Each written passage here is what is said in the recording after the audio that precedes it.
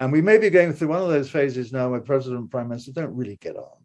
President doesn't really like. Well, joining me to discuss, is the UK-US special relationship still alive, and what did it ever mean in the first place? Well, I've got a very, very good witness on this, I think, Sir Christopher Meyer, who was the UK ambassador from 1997 all the way through till 2003 and knows Washington, D.C. pretty well. Sir Christopher, thank you for coming on and joining me on GB News. It's a great pleasure, Nigel. Now, tell me, you were there during a very dramatic period. During your term, the horrors of 9/11 unfolded at the Pentagon and in New York, and of course, the invasion of Afghanistan happened during your period, and indeed, I guess, the build-up to what became the Iraq War as well. How do you feel, 20 years on, our engagement in Afghanistan has ended? Well, I think the Afghanistan two-decade episode has ended in defeat. I do not believe we can put lipstick on the pig here and call it something else.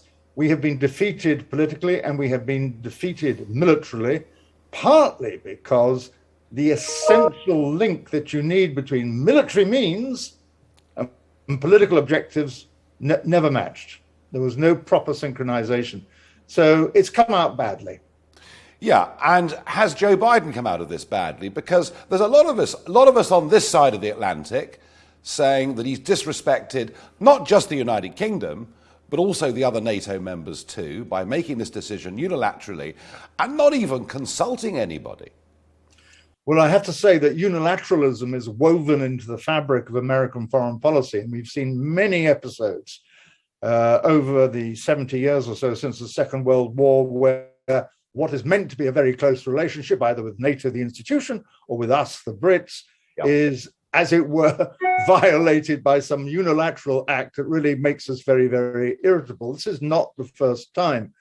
But I think that Biden is more culpable than some other presidents before him, because he started his administration saying, hey, America is back and we're going to rebuild our friendships and alliances with NATO, with the European Union. When Tony Blinken, the Secretary of State, came to London for the first time, he was extravagant in his praise of the special relationship, which I have to say made me immediately suspicious, because I used to know him quite well when he was a young man in short pants.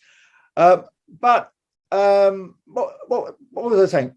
I think the problem with Biden, which he compounded last night in his address to the American people, on August the 31st, to mark the final departure of American forces, he made, after extravagantly praising, I use that word again, American troops, people who helped American troops, civilians, American embassy, blah, blah, blah, blah, there was no mention whatsoever of the allies. There was no mention of us. There was no mention of NATO. And I thought this kind of compounded the carelessness. I wouldn't say it's not a calculated insult, but they just didn't think of other people outside the United States. And I think the fundamental reason for this is that Biden, whom I knew as a very canny operator in Washington as chairman of the Senate Foreign Relations Committee, was responding through an entirely domestic political prism. Yes, I mean, I do wonder whether this has damaged him internationally enormously, but perhaps not domestically as much as we might think, because a lot of people did feel that 20 years was far too long. Many on this side of the pond felt the same way. But, you know, I look back through this history and, you know, Suez, very clearly, the Americans did not support us. Vietnam, we did not support America. Ronald Reagan infuriated Margaret Thatcher in the mid-1980s with the Grenada military escapade. So we have had these episodes over the years when we've disagreed quite strongly. But it would be true to say, wouldn't it, that in most military conflicts since 1917, there have been the exceptions, but in most of those conflicts, we have worked side by side. And certainly, whenever I've spoken to senior British commanders or senior American commanders, it's always struck me, Sir Christopher, been a great mutual respect between the two. They generally enjoy working with each other. And I just wonder, I mean, let us say in 6 months' time, Biden decides that a new international terror cell has opened up somewhere and that we need to launch a new military attack of some kind, and none of us can predict the future. But let's just say that Joe Biden came knocking on the door of number 10 and in Brussels to NATO saying, look, guys, we have to go and do this in the interest of the safety of the world. Right at the moment, I just can't see a British Parliament saying yes. I think what's broken down here is trust, perhaps in a way that we haven't seen before. That's my conjecture. Well, you may well be right. And there's an interest, incidentally, as a phrase, special relationship I've never liked, because I think it served its purpose after the Second World War for a few years, that it's outlived its usefulness. It raises expectations of what we can agree on, and it becomes a bit of a snare and delusion, certainly on our side, on the European side.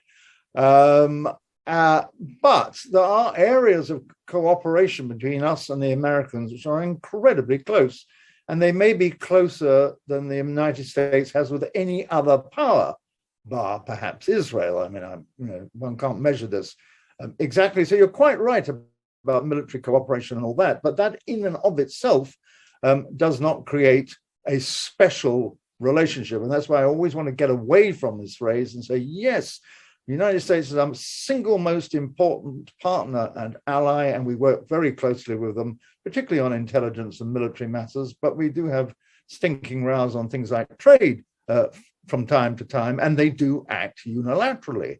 I mean, I would add to your list of unilateral actions, for example, in 2002, when I think the Royal Marines had just arrived in Afghanistan to work with American troops, the US slapped tariffs on our steel exports. And I remember ringing the White House and saying, what the F is this? For God's sake, what are you doing? Oh, yes. Something had happened in another part of the woods, and it was a response to domestic lobby. But to your point about a terrorist attack somewhere else, Biden's address last night was very, very interesting, because he basically said, and I think this has been a bit underreported, that we are done with nation building, trying to convert places like Afghanistan into a kind of image, a reflection of ourselves, because it's mission impossible. But we will instead act only on a hard national interest. And one hard national interest is if we are threatened or hit by terrorists. Now, I don't think that we in London could disagree with that. I mean, we should be done with nation building as well. It's cost hundreds of lives of British soldiers in Afghanistan. But we should act on our hard national interests. By and large, they coincide with those of the United States. Not always. But if there were an attack, say, from the Yemen, or one somewhere in that vast desert space of Sahelian countries in northwest Africa, or from Somalia, or from the Filipino archipelago, something like that. It could be anywhere. It doesn't have to be Afghanistan, for Pete's sake. Sure. Then I think we would be well prepared to act with them, because it would be a specific, realistic thing to respond to, rather than some airy-fairy thing about. So we would trust them again. Oh, I think that the experience that we have with them over the years, over the decades, is sufficient to overcome, the significant bruising which this has inflicted on NATO allies. Okay, and just a final thought on things. I mean, the last American president, Donald J. Trump, wasn't to everyone's tastes, a little bit brash, somewhat out there. I, of course, got on terribly well with him, but I understand he wasn't everyone's cup of tea. But what was clear was he loved the United Kingdom. He was obsessed with the Queen. He talked regularly about his mother, the Scottish ancestry. He invested money in Scotland. And he was desperate to do a trade deal with the United Kingdom. And it didn't happen because the whole Brexit process took years longer than many of us wanted it to complete. But I am very struck that Biden's instincts when it comes to the UK are pro-Irish nationalism, even when that comes to some of the very unsavoury aspects of it, are pro-Brussels, pro-European Union. And it would appear that on trade, On a trade deal, he's not prepared to lift a finger. It seems that we genuinely are at the back of the queue, as Obama warned those years ago. On travel, you know, we have opened up to the USA. If you're double jabbed, you can come to London right now without having to quarantine. There is no reciprocity whatsoever. Are we looking at an American president who is instinctively anti-British? I don't know. To be quite honest with you, I don't know. When I knew him as a senator, he was perfectly affable. He was not in that sort of caucus of very strong pro-Irish senators and congressmen who took their brief effectively from Sinn Féin, the Sinn Féin office in DC. He wasn't like them. But I mean, when I look at the whole record of presidents and prime ministers going back to 1945, you see some who couldn't stand each other and some who got on really well, and a lot in between. And I think here, Nigel, you've got to distinguish between what you see above the surface and what is going on beneath the waves. I mean, the relationship is a bit like an iceberg. And underneath the water, not visible, is this massive mass of cooperation that goes on with mutual investment, defense and intelligence. And that kind of goes on irrespective of who's the president, who's the prime minister. And we may be going through one of those phases now where president and prime minister don't really get on. President doesn't really like. So I'm told hasn't he got descendants in Sussex or somewhere like that? Yeah, I think they're somewhat distant, but yes, he does. And hey, you know, he removed the Churchill bust from the Oval Office on day one, which I think told me quite a lot. But Sir Christopher, thank you for your thoughts and observations and sharing that with our viewers. Thank you. Welcome to the GB News YouTube channel. You can watch us live 24 hours a day, catch up on your favourite shows and join in the conversation in the comments below. Don't forget to subscribe and you'll never miss any of our exclusive content.